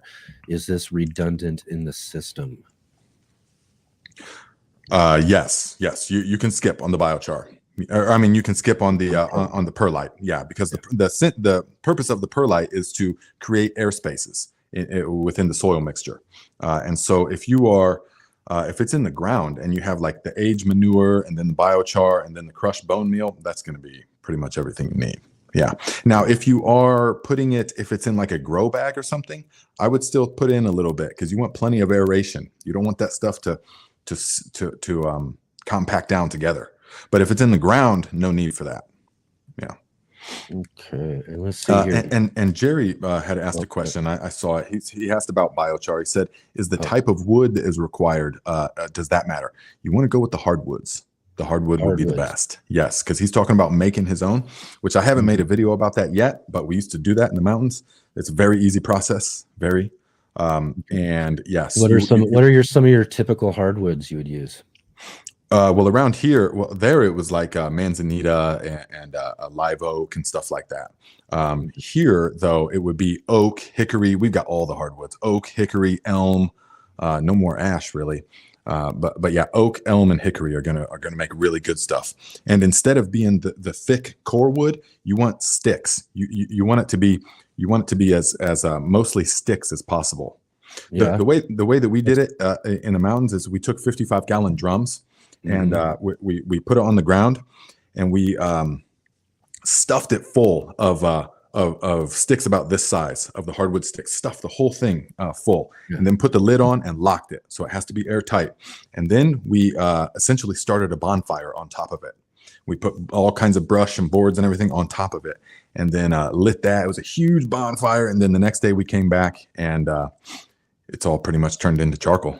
Yeah, but a couple of times we had small holes. We had small holes in the drum, and everything burned completely to ash. So you want to make sure it's a fresh, new drum with no holes in it, because air cannot get in there. So, but that's kind of advanced class stuff. So advanced class, there you go. That's right. That's right. We'll definitely be looking out for the biochar videos for sure. Definitely. Let's see here. We had David was asking, when sweet corns cross, are the seeds viable? Oh, I should have been talking about that. Oh man, corn is the only one that will cross in the same season. That you will get it in the same season, because corn is pollinated by the wind, and so there's the male part is up here, the tassel, and then the female part is the silks on the corn ear, and so each one of those silks is attached to a kernel, which is incredible. And so each silk has to get a grain of pollen on it. Otherwise, you'll open up your corn and you'll see a bunch of empty rows, and that's incomplete pollination. And because it's pollinated like that, if you plant like a glass gem flint corn next to a sweet corn, and they pollinate, you will get a messed up Frankenstein of both. So corn in the same season, definitely. So corn is another one. You only plant one kind of corn, and then you can save seeds from that. Okay, awesome. Yep. And then let's see here. Oh, kind of going back to the biochar thing here. Can you use pallet wood for making charcoal or biochar? You can, yeah, if that's what you have. But try to find some hardwood pallets. That would make the best. You can use the pallet wood, yeah. Definitely look for the ones that say HT on it. Whenever you're using pallets for the garden, you want them to be the ones that are stamped with HT. That means heat treated. You don't want the ones that are chemically treated. And so it's very important that you get that. But yeah, you can still make biochar with softwoods. It's just a lot higher incidence of burning all up. Yeah, definitely. And then Jennifer jumped in there and was asking thoughts on burning the garden before planting. Good. Okay, I'm glad you picked that question out. Yes, that is a wonderful technique. And if you're late to the game, which is not really late, but if you're like right now and you didn't anticipate that you wanted to make a new garden plot or something, then the way to do it is to burn the plot. And people have done this for thousands of years. We used to call it slash and burn agriculture, which the name sounds horrendous, but it's actually wonderful. And the indigenous societies used to do this all the time. And they would cut down the vegetation in a certain area, let it all die down, and then burn it all in that area. And burning it would destroy the weed seeds, and it would fertilize everything, dramatically fertilize everything. And stuff grows really well for the next couple of years. And then after several years, just a few years of using that plot, then once the elders were like, okay, now is the time we have to move on, then they would create a new plot, and they would let this one regrow for 10 years or more, and they would keep recycling it like that. So true slash and burn agriculture is very sustainable, very regenerative, very good for the land. And so in the garden, yes, the key is you just don't want it to get super blazing hot. You don't want to create like too hot of a fire, even though it'll be fine still. But the way to do it now is if you have brush or if you have leaves or something, rake it into the pile of the garden bed that you want, and then light it on fire and let it all burn. And let it burn, and then quench it with the hose. And then once the grass and weeds and everything are done and everything's fertilized, then we can put a layer of compost on top of that, or a layer of leaves on top of that. And then or just landscaping fabric. Burn holes in the fabric and plant right into underneath. So it's a really good method. Burn is a great method. Spread it around a little. That's right. Exactly. Yep. Spread the ashes around a little bit and water them in, because ashes are super water soluble. So you're going to water them in, and that's going to help fertilize the land. And then we'll put that landscaping fabric over it, or whatever kind of mulch you're using. You'll have a great garden. Yeah, and a similar kind of sense too. There's also a method of flame weeding. What do you think about flame weeding for preparing your garden beds? Absolutely. You're talking about with the weed torch in the propane tank? Yeah, just torching it up. I love that. I use it all the time. I love it. Yeah. Yeah. And they don't come back. Yeah. Well, like right. fence lines and stuff. That's what I use. Driveways. That's what you use. Yeah. Yeah, that's something I'm looking into trying to do this year for our bigger garden plots. We have a little small kind of front yard farm plots that we set up over at my friend's place. He's got this just big corner lot. So we got these 2 big 20-foot by 40-foot plots, that we get to grow out of and everything. But nice. that's our goal this year, is to do some flame weeding and see if we can't push back some of that stuff as we're getting started. Yeah, very good. And that's a good method to do. But I can know this from experience that once plants are in the ground, though, the flame is so intense that even if you're several feet away, the deflecting can melt the other plants. So it's you have to be real careful. Yes, definitely. But when we're actually in the garden, pull most of the weeds if you can, or if you're using heavy mulch, just put put more mulch over it. That's the best way to do it. Like try and pull it and then put more mulch over it. Or I use a solution of vinegar, of distilled vinegar and salt, and with a little bit of wetting agent. Yeah, which is just soap basically. That's a really just spray it directly on them. So long as the sun's out, if you spray it directly on them, they will roast, and that will be it. I haven't yet. I'm going to make a video this year on my channel showing that.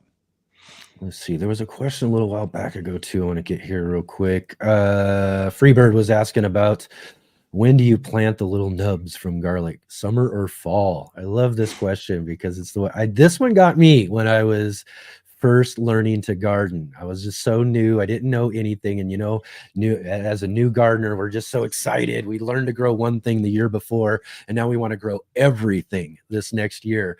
And this was one of the big learning curves I had to learn when it came to garlic. I mean, I was literally growing garlic like in the little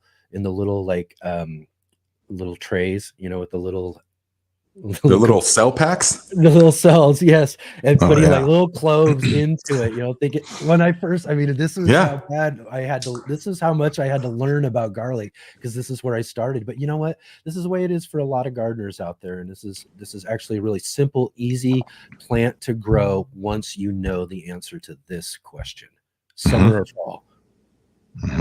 Summer or fall, spring, summer or fall. Right. Yeah. I mean, ideally the time is in the fall. The time is in the fall. Yeah. The garlic is planted in the fall, and that's the trickiness. You want it to get just the right size. You don't want it to grow too much. You don't want to plant it in August. You want to plant it after the frost has come. Garlic's super cold hardy, so it just gets a little bit, and then that's going to die off, but it puts down the roots so that it can survive over the wintertime, and then it will shoot back up in the springtime and grow really nice. Yep. And it's that cold stratification that's happening during the winter time where the magic is happening in the garlic. It's like a lot of other things that when it gets cold, or even some plants during the summertime, they go dormant and they just kind of slow their growing process down. But in garlic, what's happening is that little clove that you've planted in there is now starting to expand and split.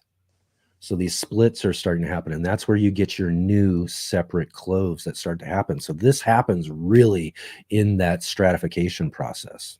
Yes, exactly. I believe they call that process vernalization. Yeah, vernalization. Another way. Yeah. Yep. And when it doesn't become vernalized, then if you plant in the springtime, you often end up with a singular clove of garlic, just a fat singular clove, like a little onion bulb underneath the ground. And really, I mean, that stuff's okay. It's all good. It's all edible. Wonderful.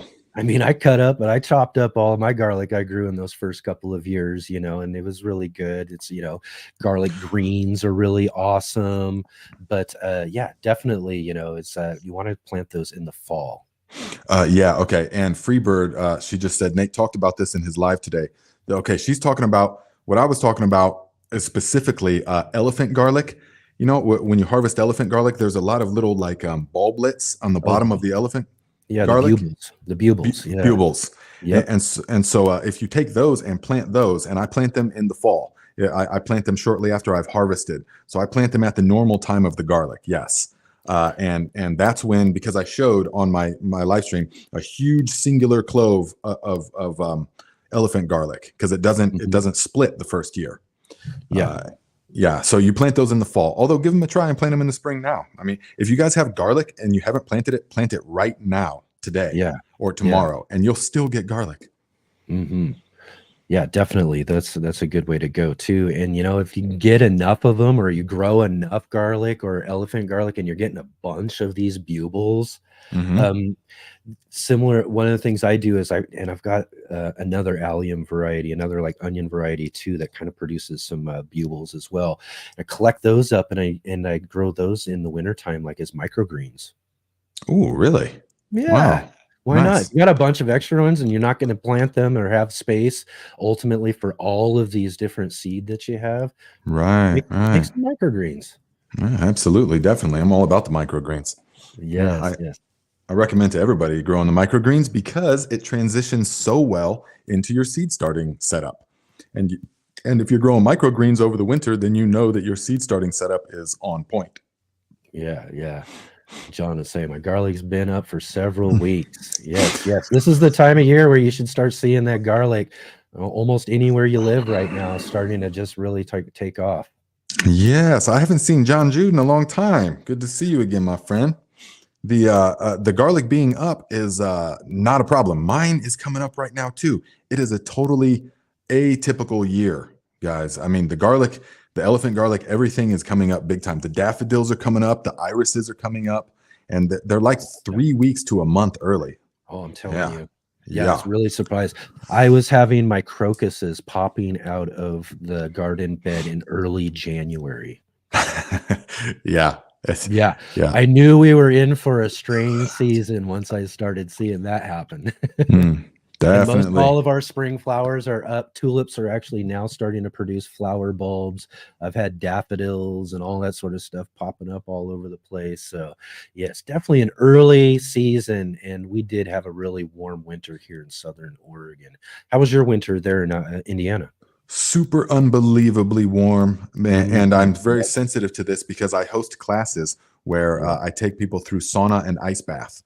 We do contrast therapy. And this year it was so warm that I had to actually get ice for the ice bath several times. It's very atypical. Yeah. But I mean, right now it's only March 7th. It should be cold outside, and it's just not. So, I mean, the trees are budding and stuff. So we really hope that we don't get a late hard freeze where it drops down to 10 degrees for 2 days or 4 days like it can. And we'll kill all the blossoms for the fruit trees, and we won't get much fruit this year. Right. Yeah. I know. I'm kind of, it's again too, that's what I'm worried about myself. I've got a bunch of different container fruit trees. We're urban gardening, small space gardening. So we're testing out and growing different trees in containers. And I've had some really great harvests off of my peaches and my apples the last couple of years. But because what you're talking about, this warm winter, and I've got flowers already popping out, but yet I still got some frosts and some freezes to come. So we got our fingers crossed. Our fingers crossed. Definitely. And that's all we can do really is build resilience into our systems, and so whatever that means for you and where you're at, that's what you have to do. You have to think of resilience. And so we can't be putting our stuff out too early. We have to have backups for everything. We have to watch the weather, yes, but also don't jump the gun. And I'm talking to a lot of my northern people. How don't jump the gun and say, "Oh, spring is here." Just wait, guys. Just wait. Yeah. Have you ever seen, I don't know, I'm like on online and social media, there's always this little like cartoon I've seen, and it's like you see the little bulbs down in the ground and they're talking to each other, and one of them's like, "Oh man, the weather's great, let's go," you know, and then the next frame is all of them up just getting torn by the weather, and they're all looking at the one that told them to go and going, "Stupid." Yeah, thanks a lot. Yeah, definitely. That's what it's like. Well, especially with daffodils, man. Daffodils, I call them the 5-minute flowers because they're up and just days later, that's it. Wiped out. Yeah. I mean, just crazy. Again, tulips too. One of my favorites. I love tulips, and it's so much like that. You get maybe a week or two of enjoyment from them, and and then boom, they're gone. Kind of the thing about spring flowers, though, right? Right. Yeah, and that's what they're supposed to be doing. I'm just going to pull a question real quick. Val said, "Nate, you mentioned it's going to be a hot summer. Is that for everyone?" Now, I'm not sure that I actually don't think that I mentioned that. I think that I'm just saying that if we continue like this and like it has been the past 2 years where we had drought and heat, so I mean, it doesn't seem like it's going to be any different this year. So yeah, that would be. But who I suggest, guys, the weather guy. I don't know if you guys know this, but Ryan Hall, y'all. Ryan Hall is fantastic weather guy. Yeah. So check out his YouTube channel. Yeah. Ryan Hall. I'm gonna have to. In fact, I'm gonna write that one down real quick so I can check that out. Yeah, I mean, he's literally more accurate than our local weatherman. Yeah. I mean, we're seeing, very interesting patterns starting to happen, or not really starting to happen, has been actually in my area now for several years, where we're starting to see these progressively warmer and warmer winters. And what follows right along with that just seems to be an extremely hot summer. Hot, dry summer. Drought, all that sort of stuff. So again, I mean, all we got to do is just kind of hope that for the better, but anticipate that I believe, we'll probably be in for just another one of those crazy hot summers. Right. And to prepare for that, to prepare for that. So build resilience in our systems and to prepare. Okay, what does that mean? Drip lines, maybe heavy mulch. Just prepare for a drought. Yeah. And build it as if it's not going to rain. When I was in Humboldt County, once the rains stop, it doesn't rain once for 6 months. And everything did turn brown. So we had to plan for that, and everything was in water tanks, everything was in drip lines, so you have to build the resilience in the system, because typically here in northern Indiana we get enough rain that we don't even have to water the crops. We feed them and stuff, but we don't need to water them. But the past several years, absolutely not. I mean, it's been weeks and months without rain. Yeah, definitely. And too, I just to even emphasize again too, January 2nd for us here in Southern Oregon was 68 degrees and broke 100-year-old record by 7 degrees. Yeah, I believe that. So if that tells you anything, then definitely make sure that you prepare, just as Nate says about just be prepared for it. Know what you're gonna do, and set up those sort of things for your garden. Oh yeah. So Freebird was asking just a little bit ago too, Nate, should I get all my tomato seeds started this week in Indiana? Freebird talking about that in your live stream. That's right.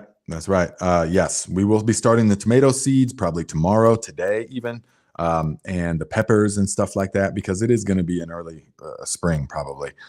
So yes, we're going to start that, but the key is you want to make sure that you have a good seed starting setup. If you don't, then don't be, if you don't have the light's not intense, or if your airflow is not right, or if you don't have a heat mat, then you're going to produce some leggy, sickly kind of seedlings. You want to make sure you watch my videos and you got the seeds, the 5 things that plants need. Yeah, light, water, air, nutrients, and it all has to happen at the right temperature. So if you can manipulate those 5 things properly, then now's the time to start seeds. Yes, and you'll have good, healthy transplants. Yes, definitely. It's kind of one of my tactics. I usually already get my pepper seeds started nice and early. I've got a whole light system set up, a little light station system set up for more specifically my peppers. It's one of the things I have the most fun with in my garden. But I also do start my tomato seeds just a little bit earlier too, kind of in what we were talking about, in anticipation of what I'm possibly going to be seeing in my season ahead. Now, so my tactic this year is I'm getting my tomatoes started and I'm going to get them out there early. And one of my issues as we're seeing these hotter, more extreme summers each summer is I'm starting to get less production off of my tomato plants because, like we talked about also earlier, is that plants start to go dormant. They stop producing and slow their growth when the heat starts to get up above a certain temperature. And this is usually right around the mid 90s for a tomato plant. And anything over those mid 90s, that plant's just going to struggle to produce. You're going to see flowers falling, young fruits are going to fall right off the plants. So my tactic is to get them in early, and if I'm anticipating any sort of frost or anything like that, I'm just going to have to do the work. This is the part of the whole thing, is I'm just going to have to do the work and get out there and protect these plants for those what could be, maybe a few hours during the middle of the night where we see some frost or things like that. So at this, as we're getting towards April and those sort of areas where we're, end of this month, that we're going to be planting those outside. Yeah, very good advice. Yeah. So that way we can get some good production. We can get some good growth, good strong root systems, hopefully get some good tomatoes off of them before we start seeing those extreme temperatures. Right, definitely. Yeah, good advice. And to mention to like Freebird, and if you guys want to know like when I'm planting stuff, because I'm in zone 5, 6, which the timings will be relevant for zone 4, 5, 6, maybe even 7. You can follow my Instagram because I do a lot more updates on the Instagram that I don't want to make a whole YouTube video about. So my Instagram story in particular, I'll show you what I've started today and stuff like that. So if you guys are anywhere near my zone and you want to know about when to start stuff, then check out the Instagram. Yeah, definitely. Let's see. It was Ms. P was putting. So we're saying that tactic is shade cloth for the tomatoes here in zone 7A.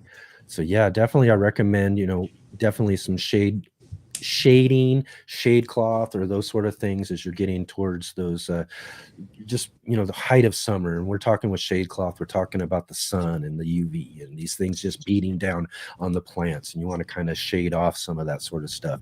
But then again too, like we were also mentioning, you start getting into that 95, 100, 105, 110. Shade's not going to really do, you're going to protect the plant, but it's just not, I don't think really I've seen in my experience really helping the fruits and the fruiting and the growth of the plant. It's just at that point in time, the temperature itself overall bearing down on that plant. Yeah, definitely. The temperature, and also what I've seen is the soil temperature. So one of the biggest issues that I see with people is that they are letting the roots cook. And so plants can take a very hot ambient temperature, but if the root zone gets too hot, then it's done. The plant shuts down. That's the worst. So I'll see a lot of people container gardening, and the container is just fully exposed to the sun, just beating down, baking that soil in their little raised bed or in their metal raised bed. It's just hot to the touch, like, And so you want to make sure that you do whatever possible to shade the root zone.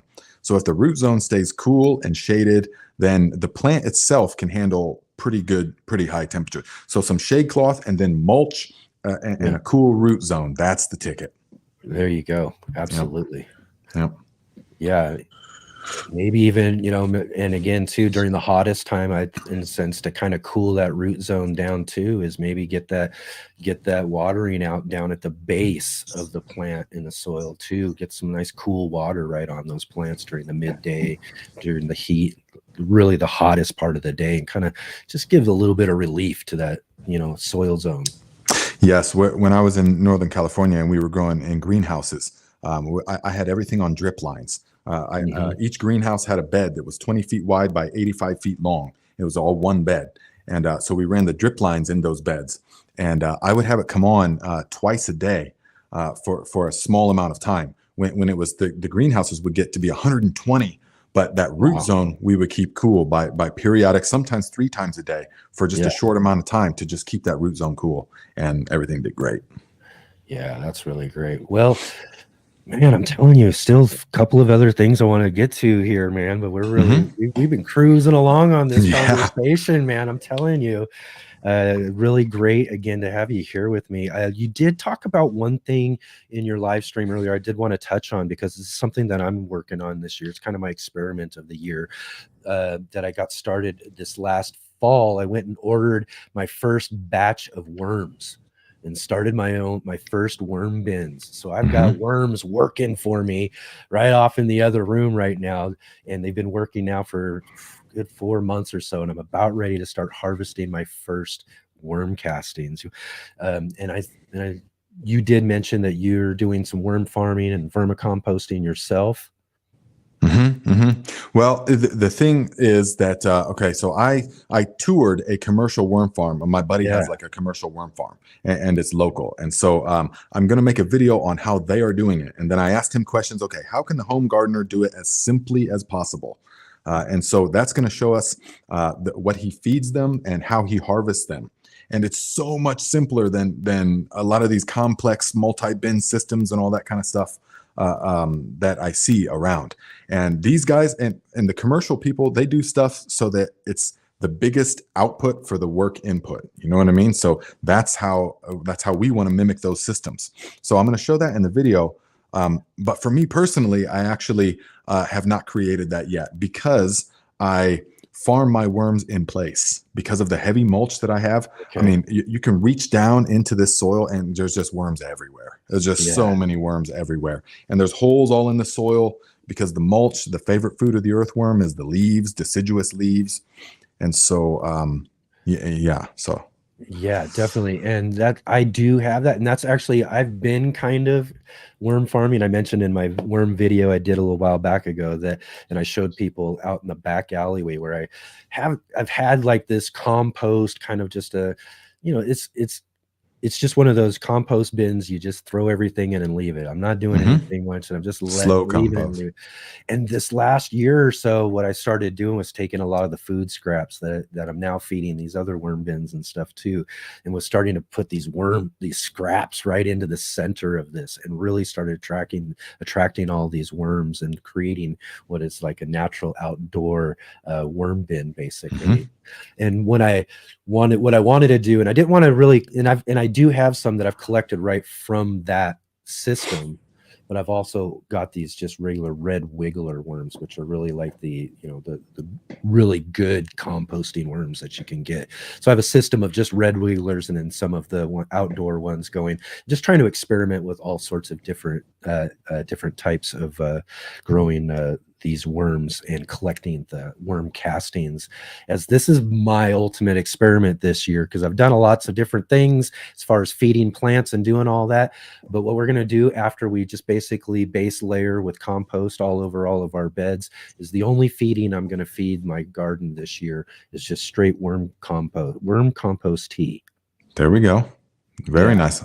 Yeah, where you'll just soak it in the water. Where you'll just soak it in the water and then apply, like basically an extract. Yep. We'll apply and create a tea, and that'll just, so whenever I would normally feed throughout the year, all I'm going to do is apply a worm compost tea. And that's just kind of our test in our garden this year, just to see if we can do this, because if this really gives me the type of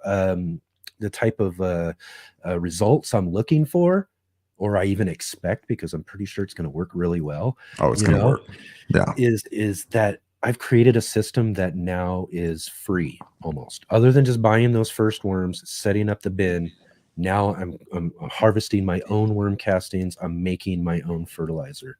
And I know that's one of the things you love to do, is making your own fertilizers, making your own soil amendments and things like that as well too. And again too, I think this is just gonna be a really fun experiment for us this year.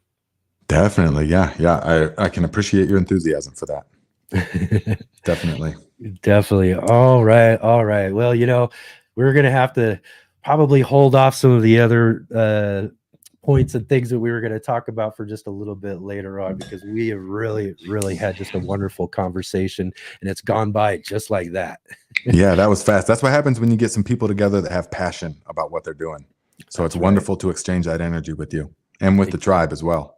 Yes, definitely. And So really awesome again to have you here with us again, Nate. Just bringing it, all of you, the Viking crew coming in and joining with us. And if anybody is watching, I know a lot of your crew is here, but if there's anybody in here who's watching who hasn't met Nate yet, who hasn't checked out his channel at all, get down in the description below. I've got a link to his channel. Go subscribe, go check out his Saturday morning live stream. So if you're going to be watching ours and you're not doing much before watching ours, jump in and go check out Nate's live stream too, just like I do as I'm getting prepared for this show as well too. So again, Nate, it's been just really, really awesome to have you here with us this week. Yeah, likewise, man. It's been very good. And thank you for the opportunity. And thank you to all the tribe that is coming over here and all the interactions. It's an energy exchange. And that's what I love about it. It's not just a one-sided thing. I mean, we're all about growing. We've got the same passion. We got the spirit of the earth inside of us, and it's just coming out. And so it's a fantastic thing. So thank you for spreading the message. And I say to the tribe to make sure to check out your future guests that you have on. Yes. And it's all positive, guys. So thank you. Yeah, because that's what we are, man. We are, and as you see at the top of the screen there, we're building community through gardening. That's right. So come on, man, let's grow. Let's grow. And I hope that all of you guys continue to follow along with us here as well too. Thank you so much again, Nate. And I really look forward to having you back on the show. We talked already yesterday about some other possibilities for us later in the season. So again, too, hopefully we'll get you back here real soon and get to dig into that brain and dig out some more of that just awesome garden knowledge. And maybe another slurp or two here and there, right? Definitely the Viking slurp. So, all right, my friend, I appreciate you. Excellent. Thanks again, Nate. All right. We'll see you next time. Awesome.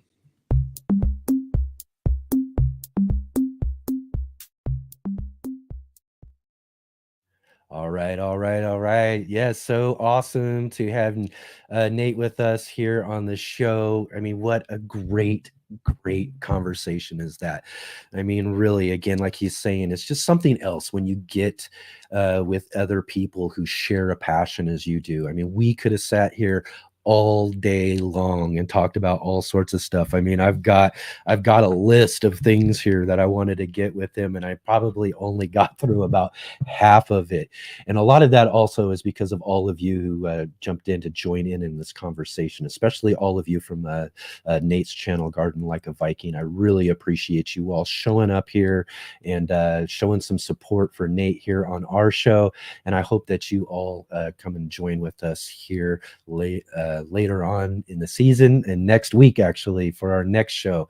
And if you haven't yet, hit the like button, click the subscribe button so you can follow along with us, and definitely share and let everybody know about our garden show here each and every Saturday and Sunday at 11 a.m. Pacific Standard Time, where we'll be digging into some more awesome, great conversations with some of the gardening communities, biggest and greatest and awesomest gardeners. We really pride ourselves on who we're able to bring on to our show, as Nate is an example of. I mean, just the ability to really dig into some of these really informative conversations about all elements of gardening. We touched on all sorts of things today, and it was just really great to be able to get in and answer and talk about questions with all of you, to bring you a part of the conversation, which makes all of these live streams just even better and even more fun. So definitely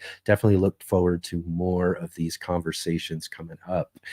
Next week, we will be having with us Jenna from Growfully with Jenna. We're really looking forward to this conversation with Jenna. She's really awesome gardener, has a wonderful gardening channel, and she's going to probably bring some really awesome conversation, just like we got from Nate today. So definitely be sure to come back and join with us next Saturday at 11 a.m. Pacific Standard Time, 2 p.m.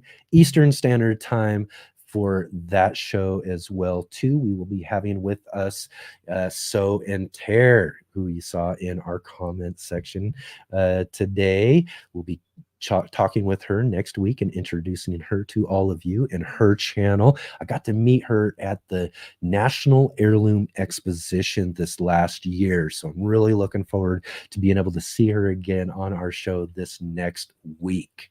Now, also, too, remember, we are going to be back right here this Sunday, tomorrow, 11 a.m. Pacific Standard Time. And we are going to be introducing to you all our monthly gardening book club. We're going to do a gardening book club, and we're bringing back our In the Garden segment with our good friend Mark Boucher Colbert. This is going to be really awesome to have Mark back on the show with us. We're going to be doing In the Garden each and every Sunday. We'll have him and possibly, me filling in on different weeks as well, too, for our In the Garden segment. And then on every third Sunday, I know this is only the second Sunday tomorrow. We're going to flip it for next month. But every third Sunday, we will have with us a author and a book that we feature for the month for our monthly book club. And we will discuss that. So what we're going to do tomorrow is we're going to get together with Mark. We're going to get in the garden with him and talk all about what's coming up with the In the Garden segment. And then what we're going to do is we're going to jump into our monthly book club and look into what we're going to be doing throughout the season. We'll talk about some of our favorite gardening books. We'll talk about some of our favorite authors and different types of gardening books. We'll just dig into all that sort of stuff. And then what we'll do is also announce next for this first monthly garden book, we'll be announcing our garden book and author that'll be with us next month on the third Sunday of the month. So definitely come join us tomorrow for the Sunday edition of the Let's Get Growing show, a gardening live cast.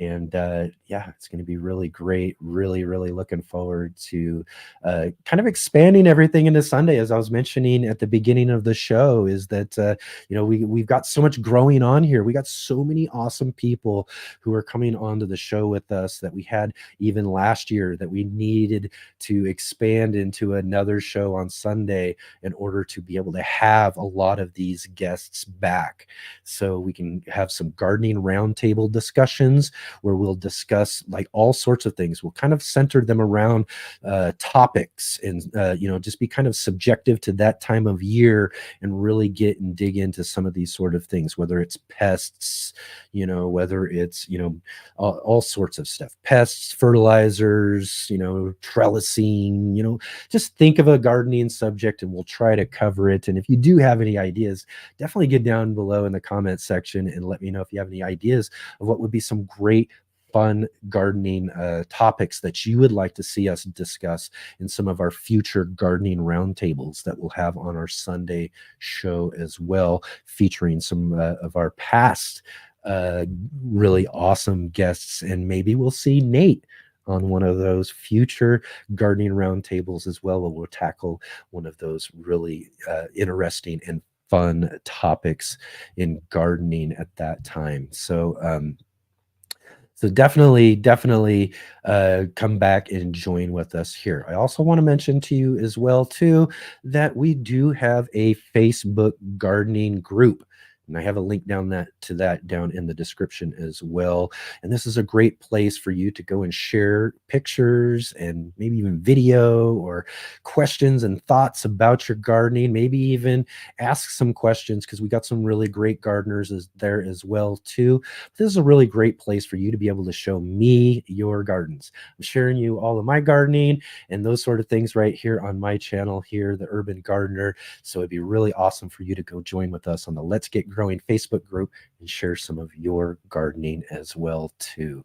So again, it's been a really, really awesome day here today for the show, and I really look forward to seeing all of you tomorrow, Sunday, 11 a.m. for our Sunday edition of the show. So I'll either see you next Saturday or I'll see you tomorrow. You have a great gardening week.